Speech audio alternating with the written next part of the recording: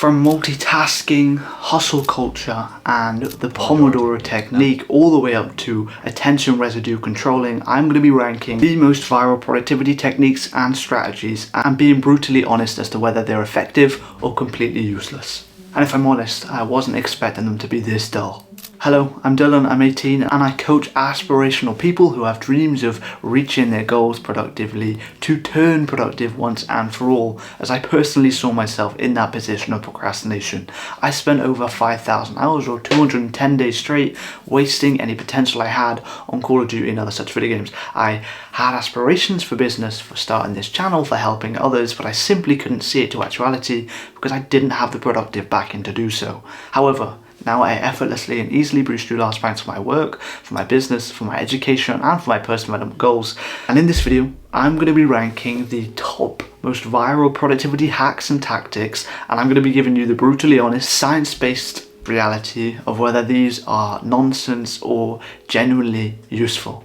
And to start, we have multitasking. I get a lot of questions on how to be better at doing two things at once. Here's the trick. Okay, we actually perceive things visually a lot slower than we can actually do them. We're constantly living in the past. Everything we see has already happened. It just takes, we're slow. Same goes for piano. I'm not thinking about it. I'm just hearing it afterwards. Basically, putting together the story of your conscious mind is a very slow task. So we actually use our unconscious mind to do most things. For example, walking. You don't even have access to how you're walking anymore. It's just completely a learned unconscious task. Moral of the story is learning how to do things consciously is important, but once you've learned it, stop thinking about it because it'll be a lot easier. I'm going to start off with the fact that it's physiologically impossible for the brain to multitask effectively. And this comes down to cognitive load theory and attention residue controlling. It's the idea that your brain uses different cognitive resources for different tasks. For example, if I spend 1 hour recording videos, I get through 2, 3, 4 videos, and immediately I go on to planning or writing, typing, using that analytical side of my brain, and therefore not going to be effective because the resources, the tools, the toolkit within inside the brain is different for different tasks. You're using different parts of your brain. It's obvious. It physiologically makes sense that you cannot multitask effectively.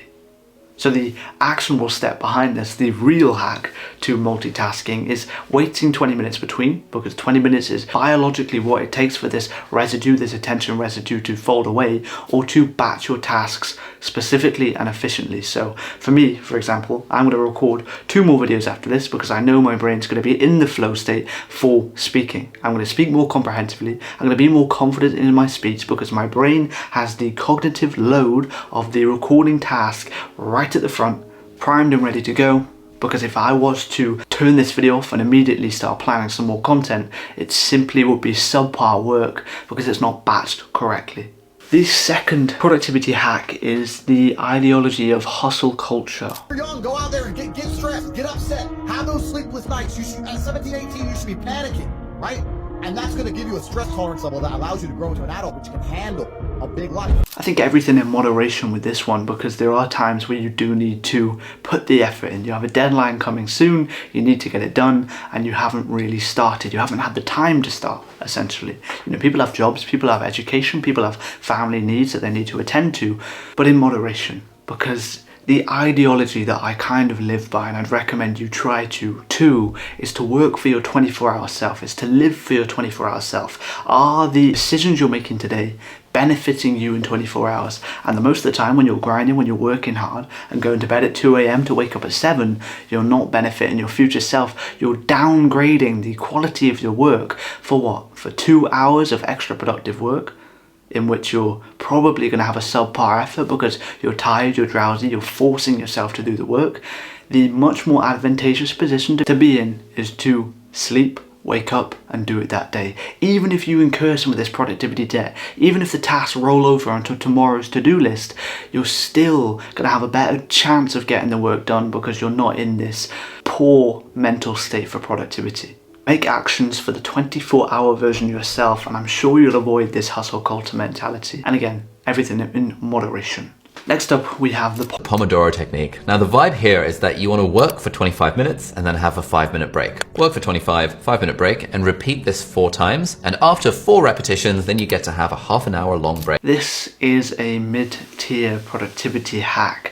And the reason I'm cutting it so low in terms of the rating is because it's too surface level. You can have this information, you can work for 25 minutes and have this 5-minute break and do these time chunked blocks effectively. But in terms of the hype, it is reasonably overrated. And what is more useful for you to know, what is more effective and should be more viral, is the understanding of your body's actual energy system, your biological makeup of when you should do the work, rather than this half-baked productivity tactic of chunking your work into time blocks. And how can we work this out?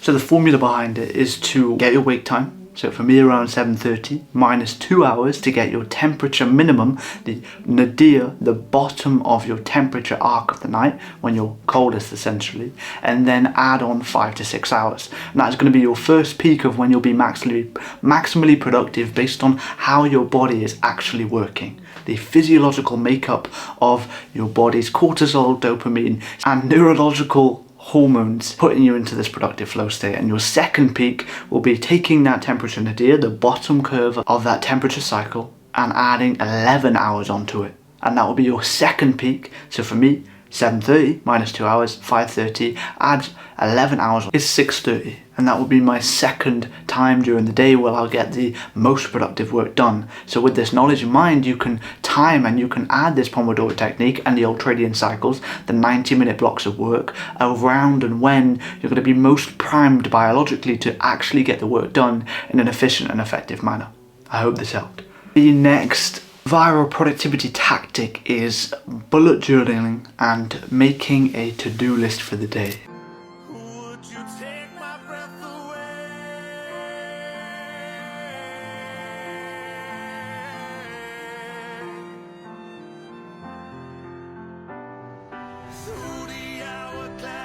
It's such an obvious one, such a traditional one, and I'm so passionate in using a to-do list myself that I've planned the last 263 days of my life every single day. I wake up, I know what I need to do, and I can do it 10 times easier because I don't have the decision fatigue of deciding what to do. However, I will caveat, I've seen these trends, I've seen people use different techniques, but if you want a science-based, surefire, guaranteed strategy to plan your day and actually get it done, you need to chronologically intensity plan. To take your planner and plan in order of intensity. So instead of waking up and eating the frog and doing the hardest thing first, because that's what they say for you to do, you need to plan in order of intensity. You have to imagine that you're on a winter's day with a snowball in your hand at the top of a snowy hill. As you roll the ball down the hill, when it reaches the bottom, it's a huge mass of snow because it's collected, accumulated, and the inertial momentum has built it together to be this massive mass. And productivity, motivation works the exact same way.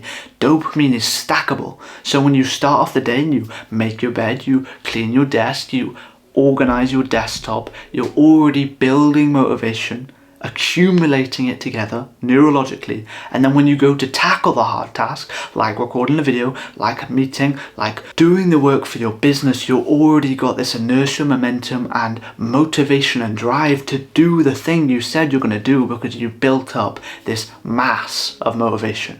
And if you're looking for an award-winning science-based planner that I've used for almost a year now, then they're available in the description, or I do have a unique high-leverage opportunity for you that includes this planner. In the top link in the description, it will take you to my productivity performance plan where I'm changing lives in just 30 days. I won't bog you down with the details or a sales pitch, but the price daily is cheaper than the coffee you buy every single morning. It's finally time for you to take action and invest in something that's going to give you a return in future. It includes the planner, my personal phone number, my productivity strategies and techniques, templates, trackers, tools, even an app, everything you need to turn productive. Every problem you face with productivity, I will solve within 30 days. And if you don't get 20 out of 30 days productive within the first 30 days of work with me, I will work with you 100% for free until you get that result. If that sounds interesting, check it out. But the fifth and final viral productivity tactic is to design your environment accordingly.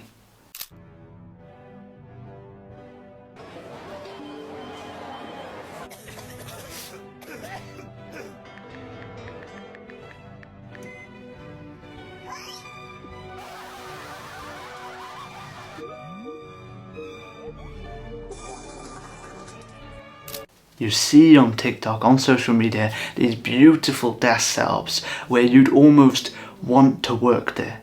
And that's going to guarantee you productivity. But what you don't know is that behaviorally, 90% of your behavior is designed from your environment. Whether you're productive is simply down to where you're working, whether your desk is clean, whether even your computer is minimalist and not distracting.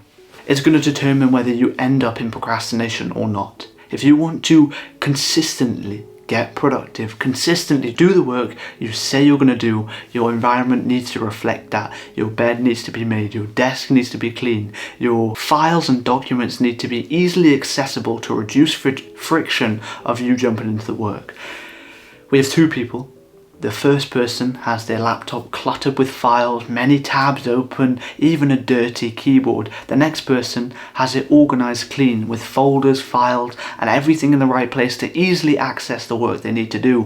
Who's going to get into the work faster, with more efficient and effective focus? And of course, it's the latter. The person who is organized finds it easier to do the work because they can simply find it faster. If you want to go to the gym, you set out your gym clothes the night before, 42% more likely to go. If you want to do the work easier, you get the work ready, even if it means opening your laptop and leaving it charging while open all night long. So when you wake up, you can immediately do the work you say you're going to do because the laptop is there ready with everything you need open and primed to go. But that's it. I hope you find this valuable. And again, if you're looking to work with me one-to-one, the top link in the description will take you there. Thank you for watching.